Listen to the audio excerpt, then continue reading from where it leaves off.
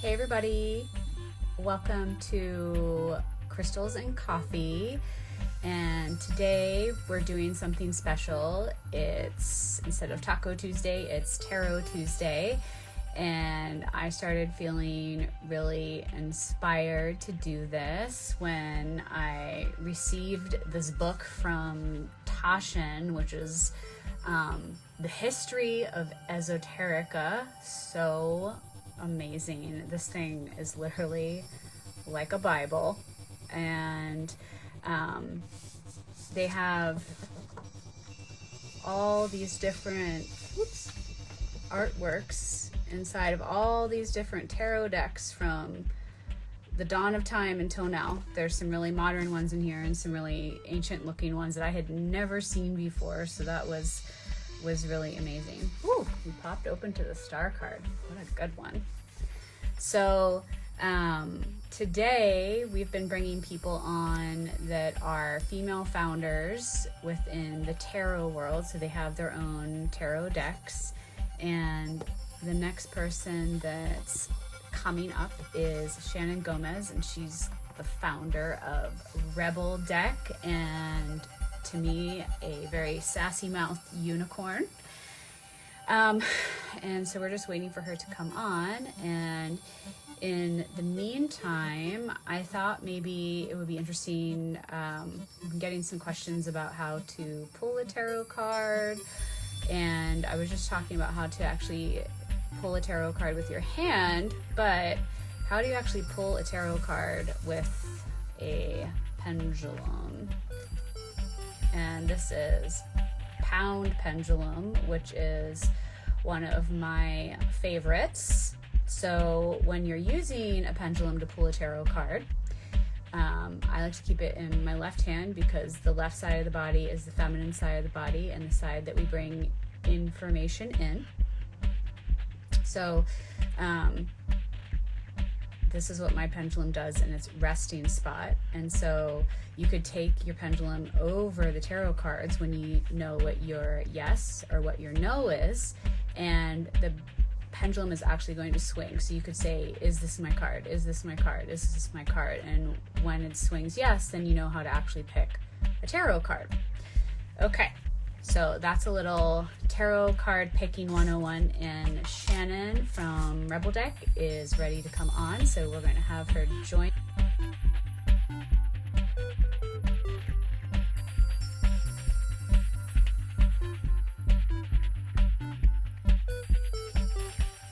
Hello. Hi. Hi. We got it. We made it. We made it. We made it. Oh my goodness. Mercury was fucking with us so hard right now. So I'm so happy that we made it work. I'm in Arizona, so we don't have the time difference like everyone else does. So yeah. There's a little bit of confusion, and Mercury's shadow is at work. Yes. But it's okay. It's all right. We're here. We do the things anyway. So lady, I was talking about you, but Oh, you were? and I was, and I said, Did it involve tacos, I hope? I was like, she is a sassy mouth unicorn, and I was hoping that maybe you could share with everybody like your history with mysticism. How did you get into tarot? How did you make this deck? What was happening? All right. Well, I am actually an acupuncturist. So I've been working with energy and with the body and healing for about 12 years now. And during that time, I've just been studying the body and paying attention to my intuition. And it just was kind of like a nice way to play in both areas.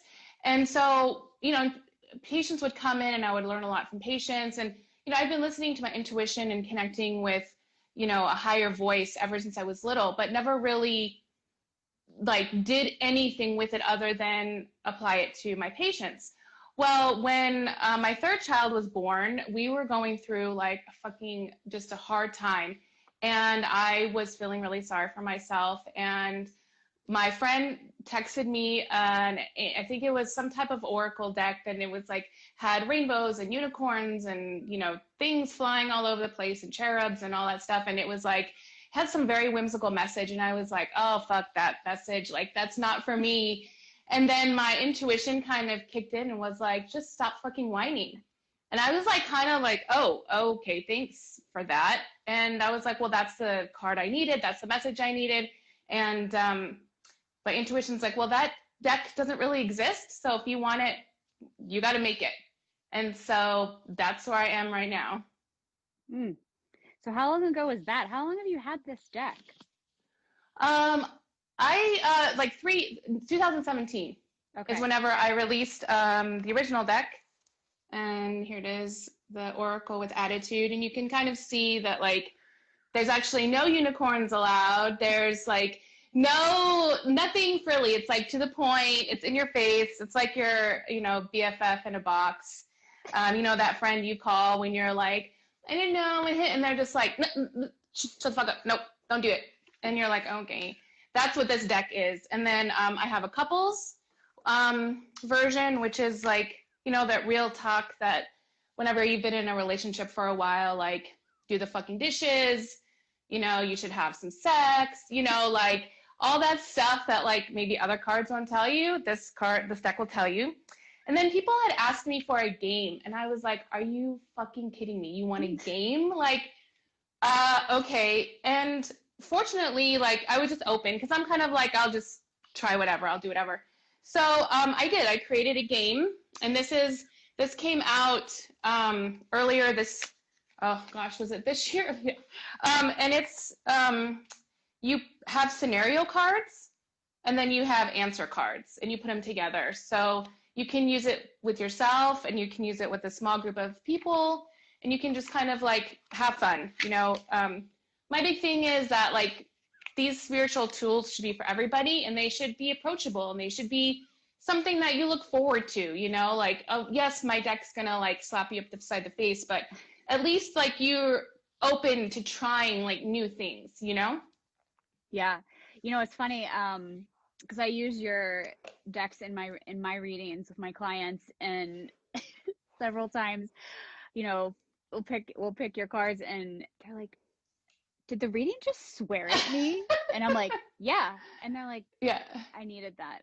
Yeah, I thought they were going to be. Thank you very much. May have some more.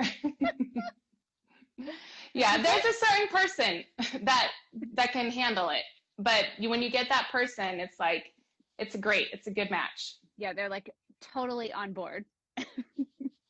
Love so it. Awesome.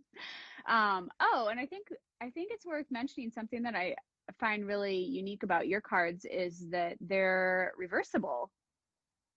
Yeah. So I really didn't know what I was doing when I created this deck. There are these decks because I think maybe I had like one deck. I was definitely immersed in motherhood and immersed in whatever I wasn't doing being a mother. I was doing acupuncture. So when I got the idea to do this deck, I was like, oh, it should be front and back. So you can get like 2-for-1 messages. Well, I didn't realize that that's not really the standard of things. Usually people like to, have a very uniform image on the back and then flip it over. But I didn't know that then. So I just went for it. So yeah. So I just tell people to close their eyes. So let's just get over it. Close your eyes. So like when you shuffle this deck, you kind of close your eyes or look away, and then you circle with the side up. So this one is like you need some fucking yoga in your life, and then on the back it's like ancient shit is cool. So you kind of get like an extra little message in the back after you get like the truth bomb. So yeah, I have had some people that like some very traditional readers that don't love that, but they like, okay, I guess it goes like with the whole rebel thing, If I had known, I probably wouldn't have done that, but you get what you get. Well, it's a lot of work and it's a lot of production. Yes, for sure. The game is, those definitely don't. I learned my lesson with the game. So they have the similar, they don't have messages on both sides. They so. have a back. They have a back and a front. They've been a back and a front, yes. It's so amazing. I was also wondering, and because I don't know a lot about this yet, but I'm so excited with this new initiative you're doing, the Indie Deck Hub. Will you talk about this? Sure. Yeah. So I unfortunately, I sell on major channels, and the major e-com site lost a lot of my decks. And at the same time, I was getting kind of bombarded with messages from customers who were saying, is this your deck? This deck is smaller, the quality isn't very good. And I just realized, and they were sending me all these fake listings on unauthorized sellers, and there were printers overseas that have kind of stolen my images and recreated, and there's even one now with a white stripe on the box that is what? Yeah.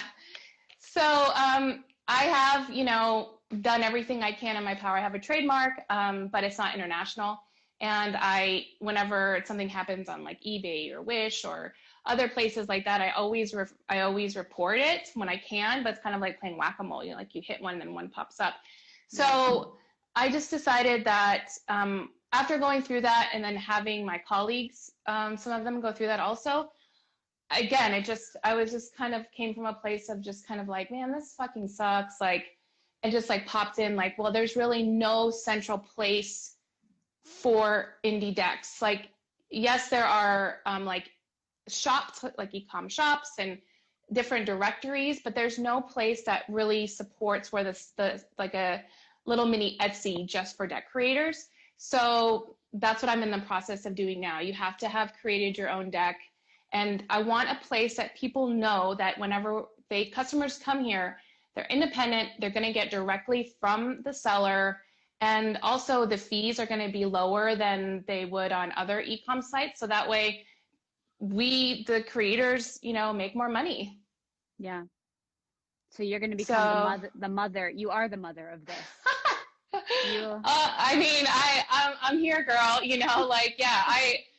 I'm creating it myself with whatever little that I know. I'm creating it. I'm doing the marketplace piece.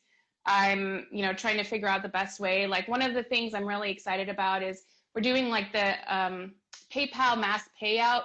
I just got authorized for that. So every time a deck gets fulfilled, which means it gets sold out, it gets shipped, the creator gets paid right away.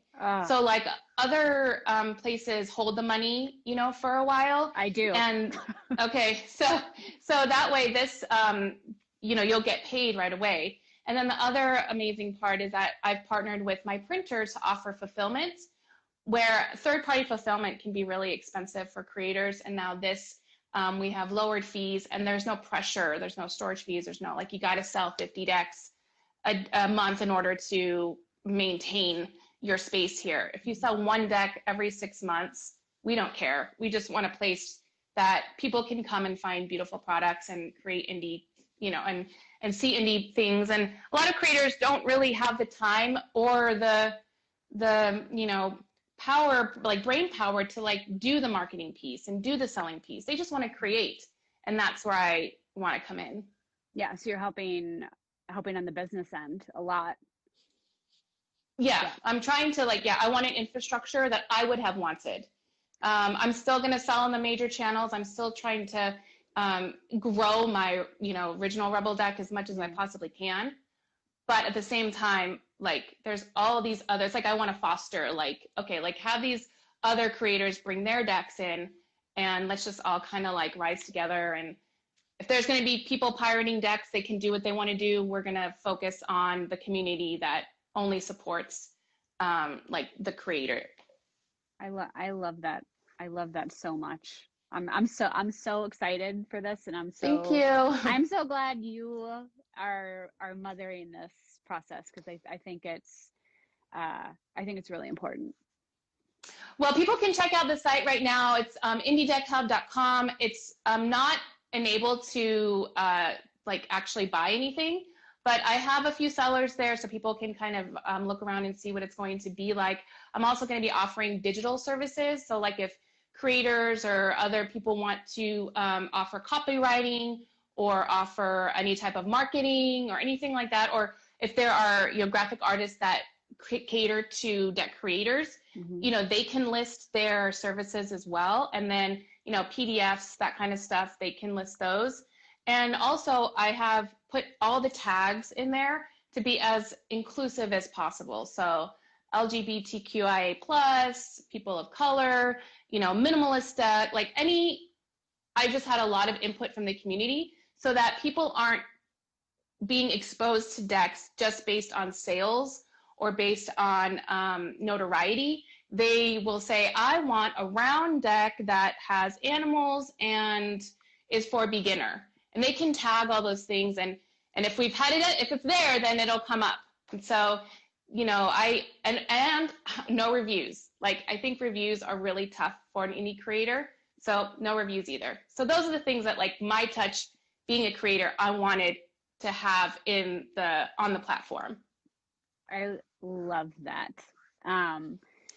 This is so amazing. And on that note, someone has a question for you in the feed. They were asking, Yes. and you're the perfect person to ask that or answer this. What would you suggest to someone who wants to create their own deck? I guess they want your motherly advice on that one. Girl, why do you say that, mother? I'm just kidding. So, okay, I'm actually writing like an ebook that is gonna like talk about all this. And also it'll have an FAQ from the printers. So the printer can say, like, you know, look out for these things. And when you're designing, or, you know, you can look for this. So, I mean, I would need a little bit more of you know, structure of the question. However, if we're just, someone just came up and was like, I want to create a deck. So what I would say is I would do 3 things kind of simultaneously. I would not tell anybody what the fuck you're doing, because whenever you tell people when you're like really super excited about something, they might not understand, or they can really like crush your idea. So kind of keep it close to your chest for a little while. The other thing is at the same time, you want to research what other people have done, because that's not to say that you can't you know, go on a universal theme, but you definitely want to make sure that, you know, ideas are floating around out there, right? And so people can kind of pick them up at the same time. And so, like, if there's someone who's doing like a rhinoceros or rhino deck, and you're like, yeah, I want to do a rhino deck, but there's already a rhino deck that exists, well, you shouldn't fucking do that. Look for something else. So you kind of want to cultivate this idea you have, and at the same time research. And then at the same time, you kind of want to look for different printers, so that way you can start looking and feeling paper. You can see different sizes that you want to use, that type of stuff, because a lot of people will say, you know, I want this type of deck with this type of edging and this type of color, and then they realize, oh fuck, that's expensive. Yeah. And then it keeps them from creating what they want to create. But if they have kind of like the standard sizes, the standard paper, and kind of what each printer, like their parameters, then they can kind of reverse engineer the deck. So that's kind of like the top 3 things starting out that you would kind of want to do simultaneously. And then the last thing is, once you kind of like agree to do this, you're like, get ready to receive inspiration and messages all the time. So get a note app on your phone, or have a notepad next to you, and just be ready to, like, you're driving down the street and, you know, you're about to like go to drive through In and Out or something, and all of a sudden you're like, oh my God, the rhino deck needs to have a rhino like on a life raft or some shit like that. Then you're like, I gotta write it down, because you don't want to lose those things, because you don't know where they will take you. So a lot of my content was written, downloaded, you know, at 3 a.m, you know, like you wake up, all of a sudden, you know, you're getting a download, you got to record it. That's your agreement whenever you work with the project, if you decide to move forward. Got to do it when the lightning bolts come in. Exactly. No matter what hour of the day that is. Nope, nope, no matter what hour, no matter what anyone's doing, like you just kind of be like, hold it, let me write down this random ass idea. Okay, now I can talk to you. Basically. Well, when is this book dropping, or you don't know yet? Oh, it's just going to be a digital ebook. It'll probably be, I would say within the next month or so. Oh. I'll launch it around the time of Indie Deck Hub really kind of going live, Yeah. because I think it's something that people need. And, it's hard to get this type of information. Yeah. And so I definitely think that if someone's going to do this project, they're going to do it or they're not going to do it. And so I just kind of want to make the information accessible. So probably within a month or so. I thought it was going to be just a PDF, like quick. And then I realized there's a lot of information. So I guess I'm going to have to fucking format this, and it's going to have to be like a real thing. Yeah. I'm kind of actually getting a download of a question to ask you. Oh, yes, please. Are you around this business? Are you offering personal consulting services one-on-one to people that are looking to build a deck, besides this beautiful book you're putting together? But that seems like you're a wisdom keeper there. Well, I'm allowing other creators to, if they want to create a service around that, then they can. And we kind of have a term, like there's Indie Deck Review is really good. They have experts that, they review decks and stuff like that.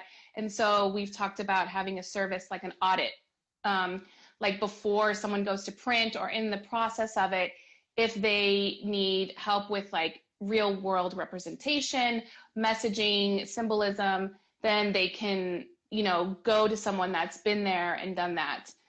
I actually have more of like a brainstorming kind of mentality. I have a little side thing called the Brainstorm Bitch, where like I just facilitate brainstorm.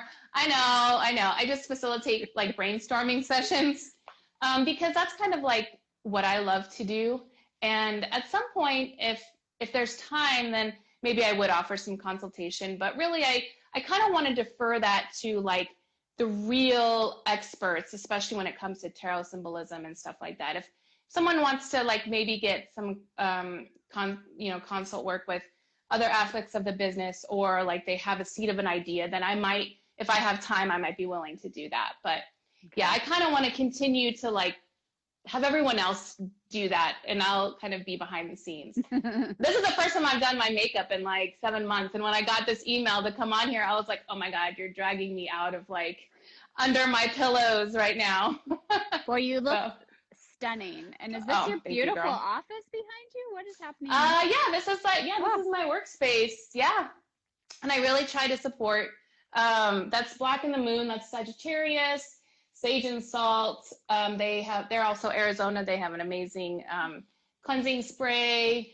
I have the Sacred Symbols Oracle deck here. I have the Moon deck. I just try to like surround myself with, your book was right here. And then I actually moved it to my bedside whenever I was like, yeah, I know. You're kind of in bed with me sometimes. I'm just gonna say. So I was looking at some things to like really anchor, my journey as I'm moving forward. And so I just love how approachable your book is. So I had it near my thing, but usually it's like right here. Thank you. I really appreciate that. Thank you. Of course. And I feel, I think it's nice to see, I feel very inspired by where you're creating right now too, even just that idea. I think that's another thing. Bella is the girl who asked about, what would you suggest to someone to create their own deck? And I think you surrounding yourself and like building your sacred space is super important to create. Yeah, I think it feels good to see that other people have created products. There's not a lot of support in creating an actual product.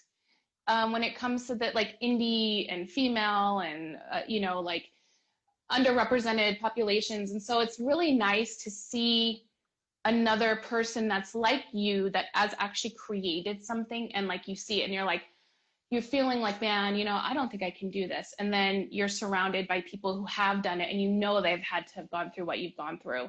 And so you're like, you know what, if they can do it, then I can fucking do it too.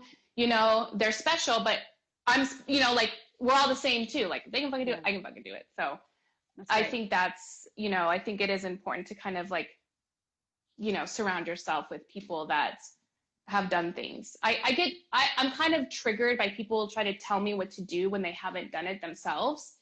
So like, I don't really like that. So that's why I try to like be around people that have done the things.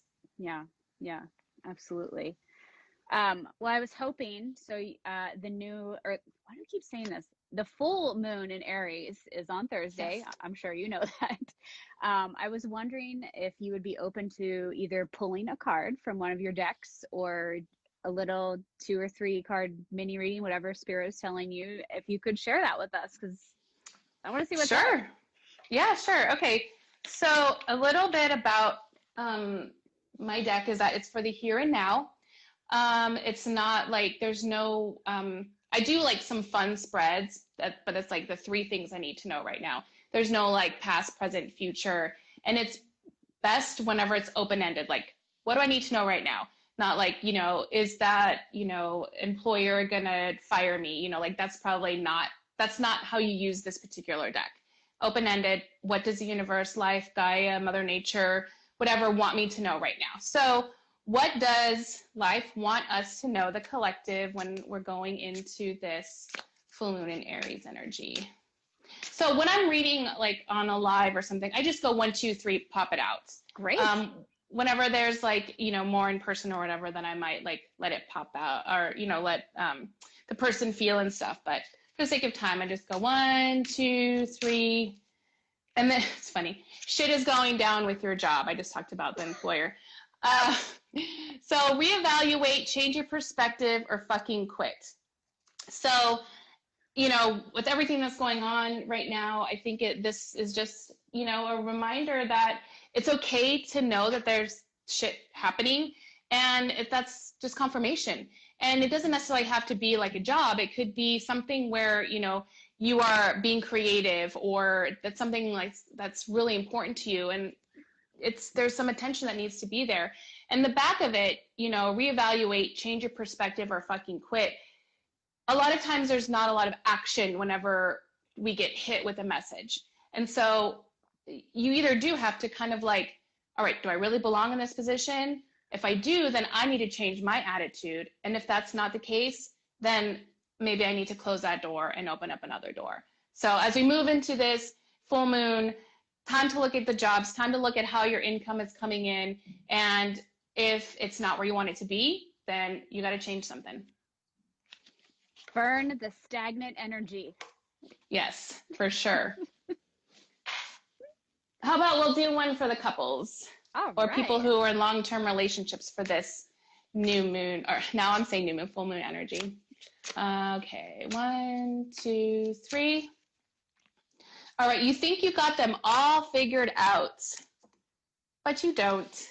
So this is about, you know, you're getting kind of lazy in your relationship maybe. You know, you think, oh, this person likes this, or, you know, you think they're predictable, but this is kind of remembering that everyone can change. There's always magic in the relationship.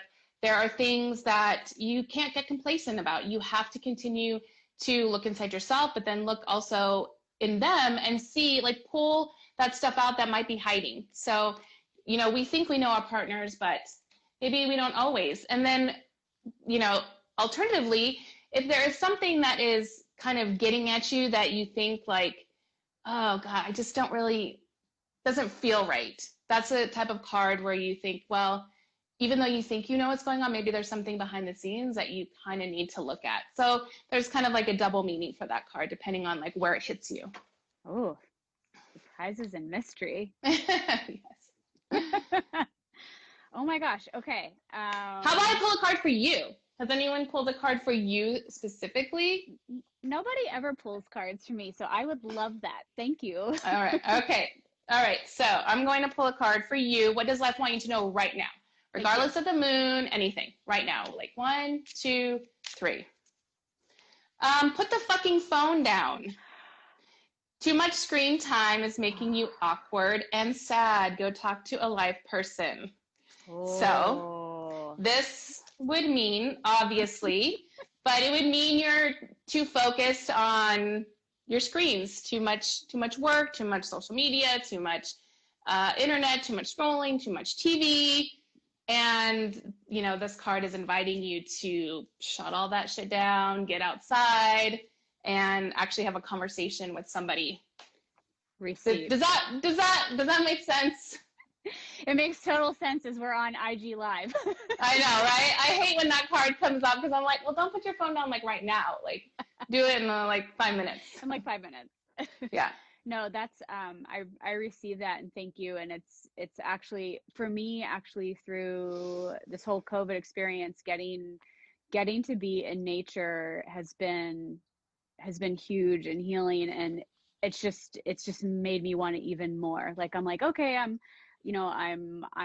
off the grid this much a week, and it's like, that's not enough. I need more, and I feel like my body's craving it. So I think that's wonderful. Thank you.